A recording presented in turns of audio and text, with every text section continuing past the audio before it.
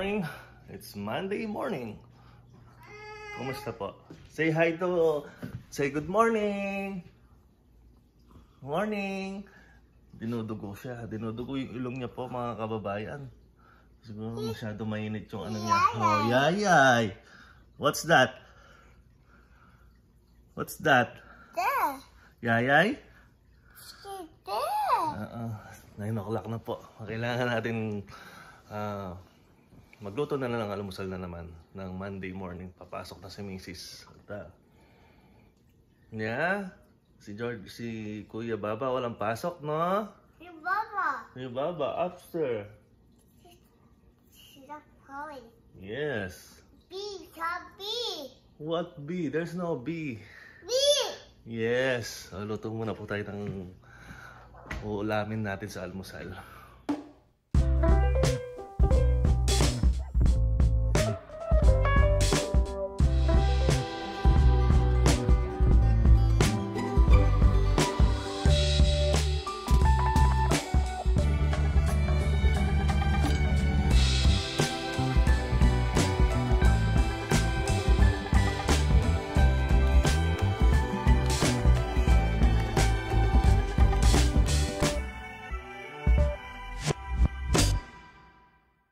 Labas na natin ang mga maywagang kawali natin.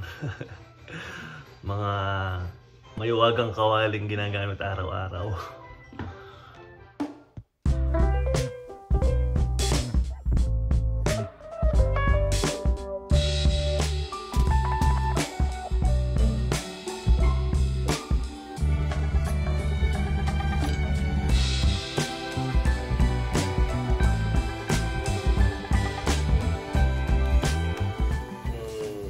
Natin ngayon ulam, corn beef, instant corn beef, tapos itlog.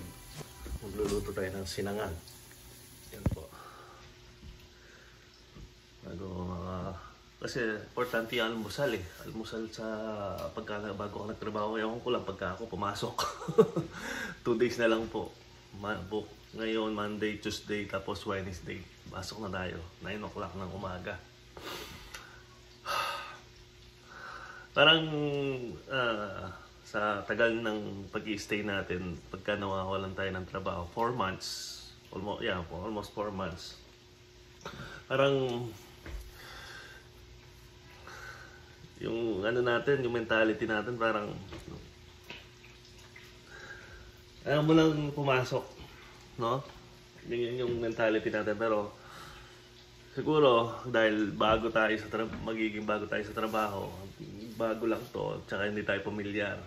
Sabi ko nga sa interview, gusto kong gawin ng training para yung kaluluwa ko tsaka yung isip ko nandoon sa restaurant. Kasi ngayon, oo nga naman, pagka pumasok ko sa isang lugar, naninibago ka. Talagang wala kang alam. Yan siguro nararamdam ko. Normal lang po siguro to. Pero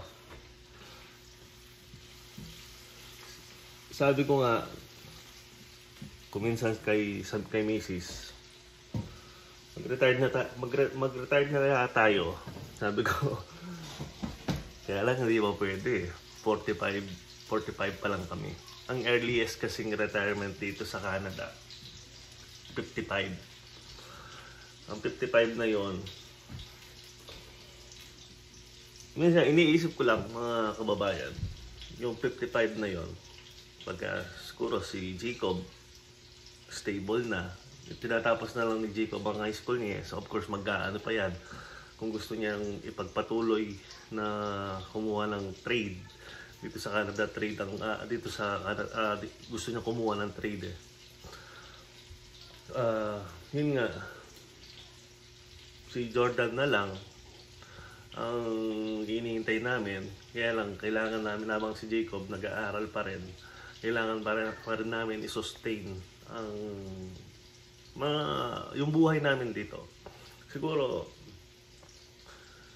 pagka nandiyan na si Jacob na nandun na yung ano niya, yung stable na siya sa magiging trabaho niya. Siguro 5 years, 10 years, 15 years, trabahuin pa namin.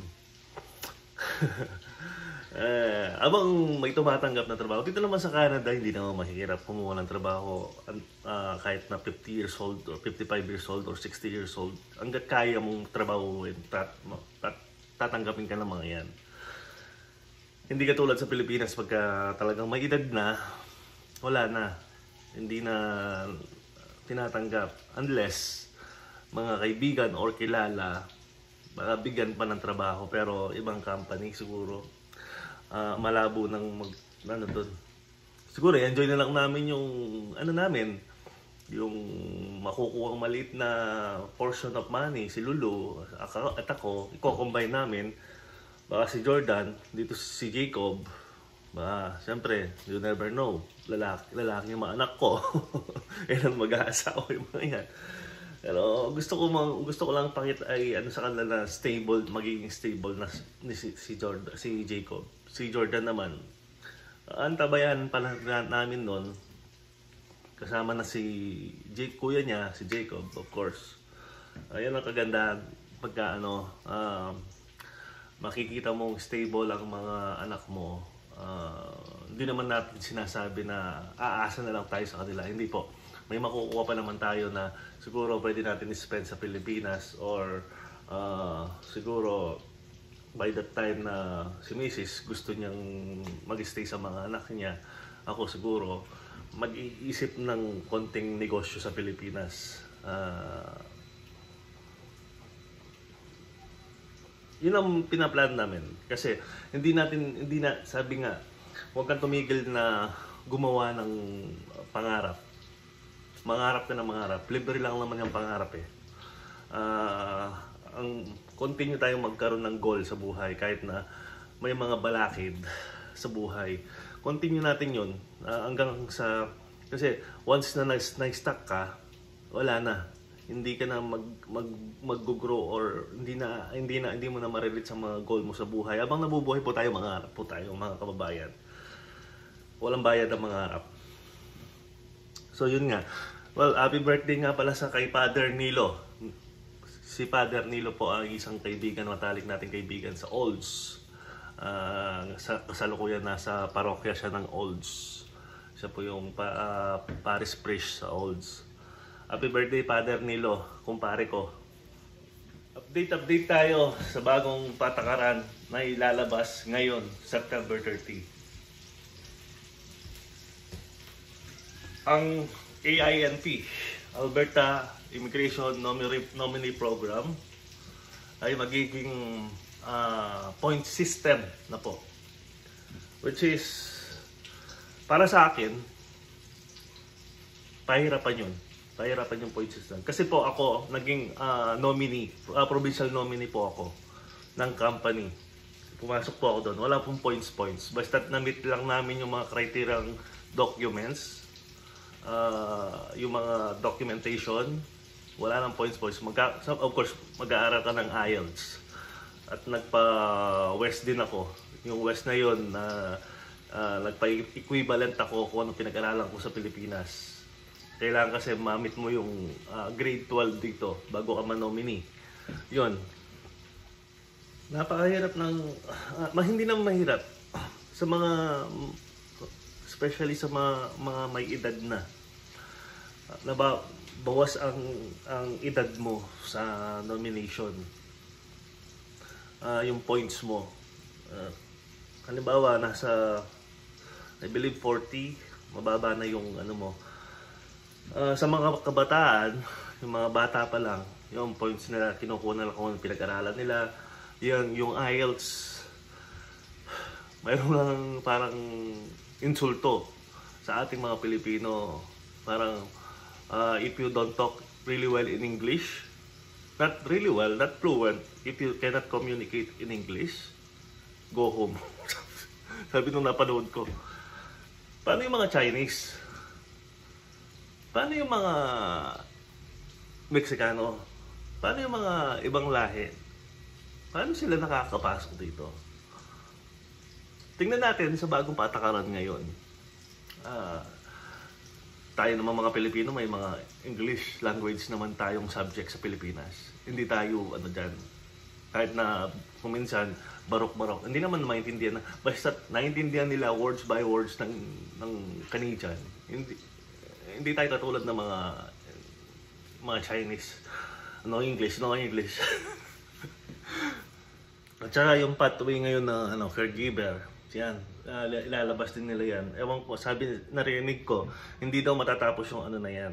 Anytime naka-open yan. Pero yung AINP, pinahigpit na nila. Pero tignan natin ang gagawin ng government. Kasi napansin ko lang po dito, Chinese, Punjabi, Indiano, mga ibang lahi. May mga kanya-kanya silang patakaran, bawat nationality. Napansin ko lang. Yun nga, number 1, English. IELTS, pinagtatalunan. Tingnan mo, kung nandito po kayo sa kanan, tingnan nyo, pupunta po kayo sa mga Chinese restaurant, Chinese store. Tingnan natin mag-English sila. Tapos yung mga Indiano, Punjabi, nung kasalukuyan ni Miss kumukuha ng license. Tinatanong ko yung mga kong kaibigan, nakakapag-test sila through paper test sa driving license. Sabi ko, saan nyo kinukuha yun? Meron daw silang sariling sa gobyerno, bla bla bla. Wow! Sabi ko, doon ko napagtanto na tingnan natin ang gagawin nila kung lahat ng nationality ipapatupad nila. Pero of course, sabi ko nga, point system. Mahirap po kasi kamukha ng kamukha ng express entry. Point system sila. Ako, hindi ako pumasa sa point system ko doon sa express entry noong araw. Kasi matanda na nga tayo, nasa line of 40 na tayo. Or line of 30, I believe. 35 ako noon. Kasi almost 11 years na ako dito sa Canada. Nahirapan ako kaya nomination. Umabot din ng 2 years ang nominee. Kailangan mo nang i-approve. Again, ang sistema nun, yung position ko kailangan nilang i-apply sa Indeed or ano. Kaya alam ko ang nangyayari ngayon sa Indeed at saka Job Bank. Yung mga position na yung mga trabaho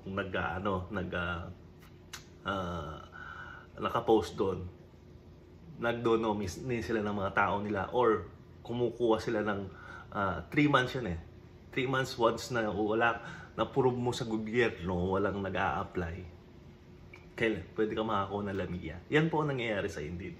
Kasi pinanggalian ko yan.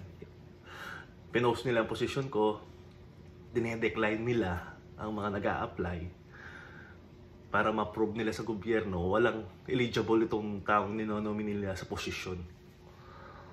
So yun nga, after 3 months, inasikaso, inano sa gobyerno na walang nag-a-apply, itong tao na to eligible na i-nomine namin.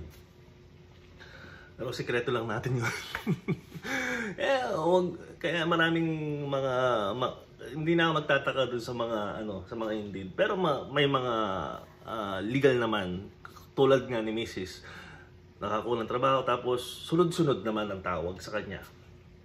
Siguro napagtanto nila na dahil sa pagbabago ng sistema ngayon, hindi na pwedeng yung way nila kahit na i-post nila sa Indeed 3 months. Maraming talagang walang trabaho ngayon. Hindi na naniniwala ang gobyerno na walang gusto magtrabaho. Nakikinig nga kahapon sa immigrant consultant na Pilipino, yung kababayan natin, si Ma'am Norilyn. Saludo po ako sa inyo. Sa pagtulong ninyo, nasa TikTok po siya. At sinasagot ang mga katanungan ng ating mga kababayan. Marami pa rin po tayo mga kababayan dito na nangangailangan ng tulong advice sa kamukha ni Miss Norilyn. Magaling po siyang immigrant consultant. Pwede kang magtanong ng basic question. After that, kung talagang gusto mo magpatulong sa kanya, mag-email ka sa kanya. Hindi ko po pinopromote ang channel niya. Narinig ko lang po kahapon sa TikTok. saludo po ako sa inyo, Ma'am Norilyn, kasi binabahagi ninyo ang idea ninyo bilang consultant. At the same time na talagang maraming nangangailangan ng tulong dito sa Canada, na pumunta dito talaga sumugal, na mamagasa. Sa akin po, mga kababayan, keep your faith in the Lord. Maraming taong Pilipinong pwedeng tumulong, magtanong lang kayo. Katulad ko, yung knowledge ko, kasi nanggaling ako sa temporary worker, permanent residence, hanggang naging citizen tayo. Nagbabasa naman tayo, hindi lang tayo naging consultant, immigrant consultant, pero nakakapag-advise po tayo sa mga nalaman natin sa experience, through experience. Hindi namin kayo papaasa kung talagang yan. Si Ma'am Norilyn, libreng-libre sa TikTok, punta kayo sa TikTok. Hindi ko rin pinopromote yung TikTok, YouTube. Yun lang, nanonood ako, natutuwa ako. Minsan, may narinig akong nurse sa Pilipinas, architect, nandito, visitor visa. Sinusugal nila ang kapalaran nila.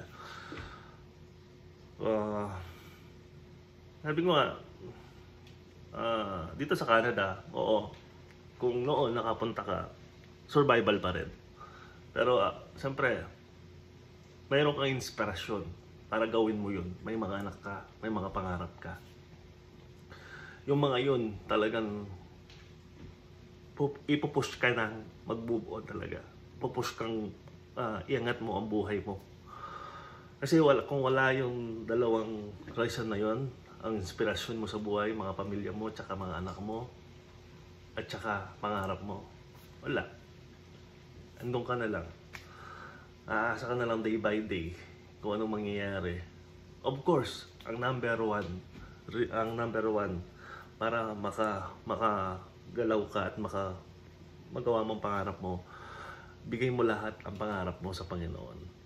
Pero of course, kahit na pinapasa Diyos mo lahat, gumalaw ka. Gawin mo ang ano mo. Gawin mo ang tawag doon, ang part mo. Tingnan mo kung saan ka dinadala ng Panginoon, i-grab mo yun. Yun ang buhay po. I-grab mo kung saan ka dinadala, at wag mong i-take na sagabal ang mga challenges, kundi lagpasan mo yung mga yun sa tulong ng Panginoon. Nakakapagsalita ako ngayon, tao rin ako, minsan nawalan ako trabaho, nawawalan ako pag-asa, nawawalan ako ng diskarte.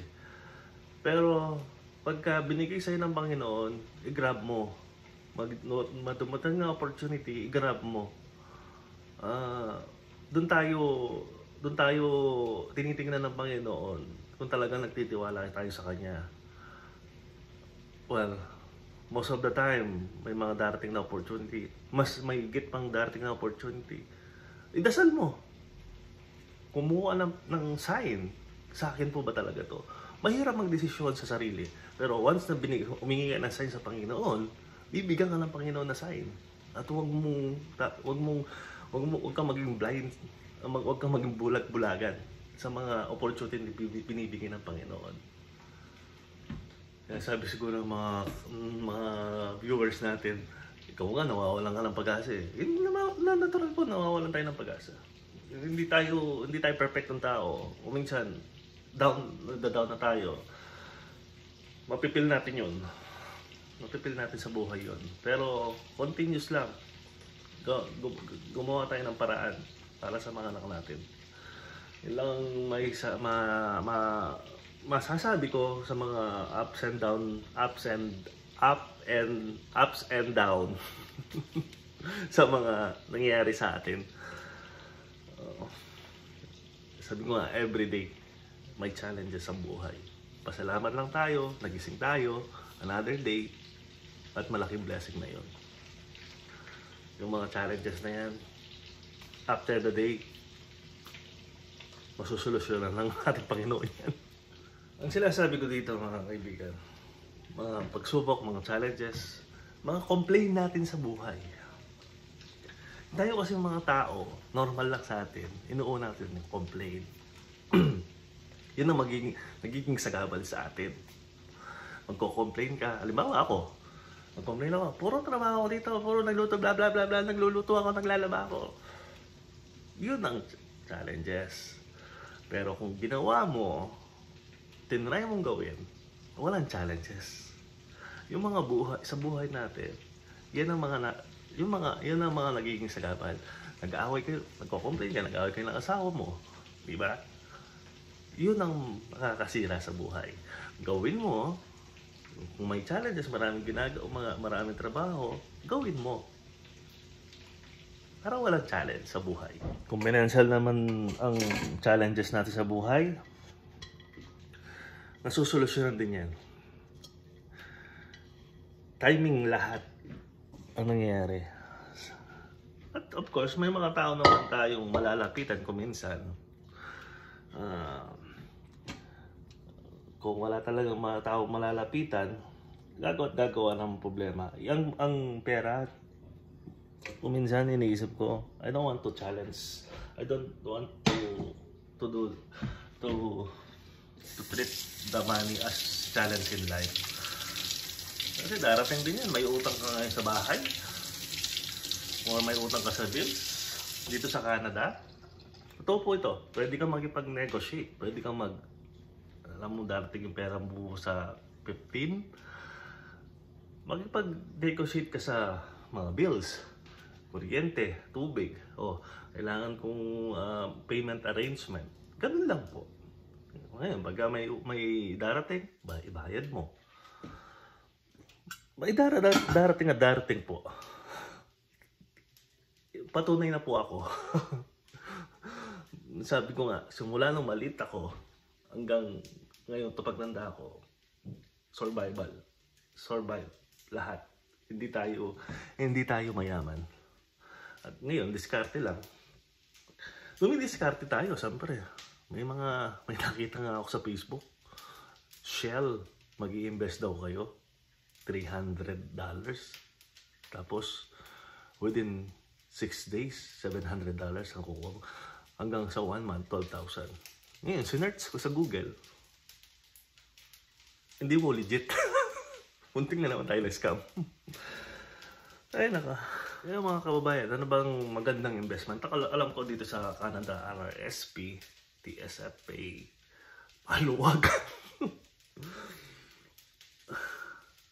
Yung investment, ayoko na ng currency na, ng Bitcoin, cryptocurrency, na nagkaroon na tayo ng phobia, natuto na tayo.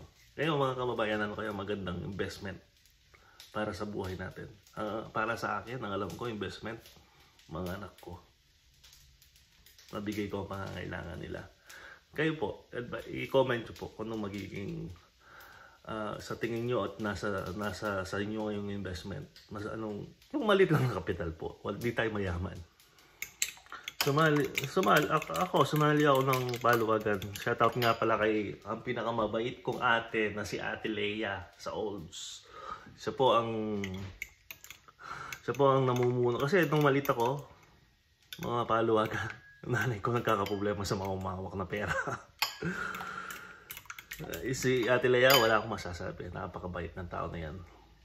Naawa nga ako minsan eh. Siya pa yung nanguhusumisyo sa pagsisingil. Pero sabi ko nga, lumipat kami dito sa Edmonton. Mahirap kasi. Ate Leia, hinihintay ko pa nga pala yung email. Gusto lang ako magsasend.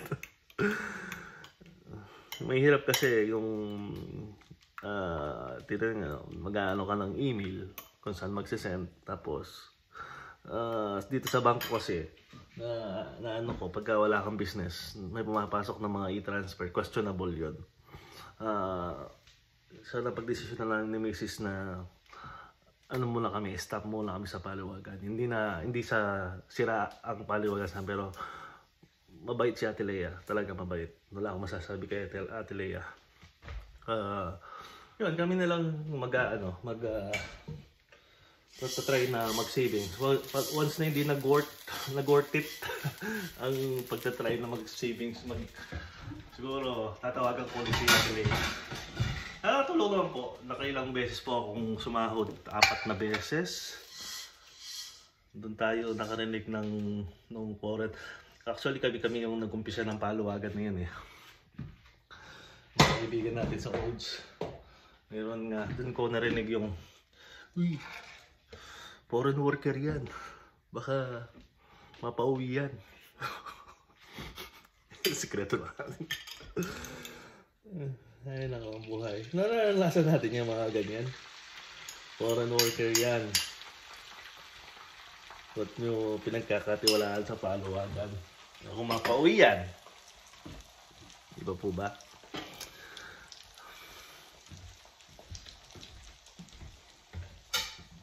At nabalik tayo sa mga gawaing bahay, mga challenges. Hindi na huso yung lalaki ako. Ako ang hari dito. Hindi na po ngayon. Ang pagsiservisyo po sa pamilya, ang pagsiservisyo po sa... Ako dati siguro ganun ako. Kasi Filipino mentality tayo, cultured pa. Nakita natin sa nanay natin, nakita lang sa tatay. Pero habang tumatanda po tayo, nagsasawa tayo po sa blablabla pa ngayon. Ang pagsiservisyo sa pamilya bilang lalaki, it shows na mahal mo ang pamilya mo. Hindi po yung patunay na lalaki ako. Hindi po. Kasi mahirap naman ganun na dito sa Canada. Pwede mong gawin yun kung nasa Pilipinas kayo. Kung may katulong kayo. Magbuhay, siga ka. Pero nagtatrabaho ka, siyempre, kasi kukuha lang pambayad mo sa katulong. Pero dito sa Canada, never sigurong, kung minsan nagko-complain ako kay misis. Pero, they say at the end of the day, ginawa mo, matatapos yung problema. Gawain bahay, paglalaba. Hanggang ngayon, di pa ako tapos sa paglalaba ko. Alam niyo po yung mga kababayan, tayong mga tatay, tayo ang padre de pamilya pa rin. Pero tayo pa rin, pinasok natin itong pag-aasawa, pagpapamilya. Huwag na po kayo mag-asawa kung ayaw nyong alagaan ng pamilya nyo. Hindi ko natin makukuha yung nagtatrabaho naman ako, inaalagaan ko. Hindi po. Dito sa Canada, part of our responsibility ang gawaing bahay. Lalo-lalo na may anak pa maliit. Kung malalaki na yan, pagtutulungan namin ni Mrs. Pero of course, tignan mo naman nagtatrabaho si Mrs. ngayon. Tapos ako, na-realize ko kung si Jordan, monitor mo si Jordan maghapon. Talagang pagod ka na sa trabaho, tapos alagaan mo pa, magagawa ka pa. Huwag niyo lang patayin yung mga asawa ninyo. Sa pagluluto naman, mas gusto kasi ako yung nagluluto. Bakit ka mo? Mas gusto ko kung ako yung nakakapagluto at natipil ko ang pinapakain ko sa pamilya ko.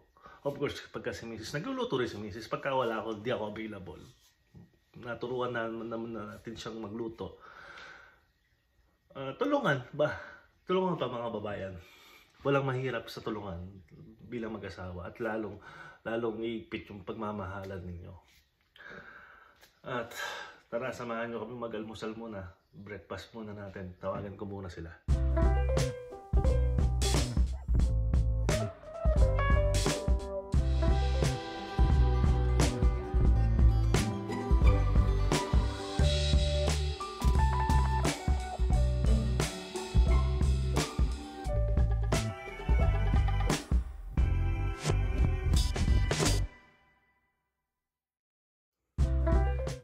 Wait lang. Wait, papaandarin muna natin.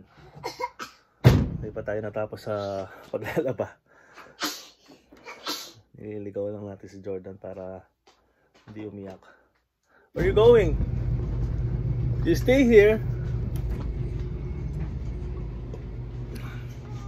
So, hanggang dito na muna mga kababayan. Ingat po kayo lagi. Salamat sa mga patuloy na sumusuporta. Bye-bye na, bye-bye. Bye-bye. Bye-bye daw. Sige po, ingat po kayo para hindi siya i-ano ko muna, i-entertain ko muna para hindi siya umiyak. God bless po. Maraming salamat.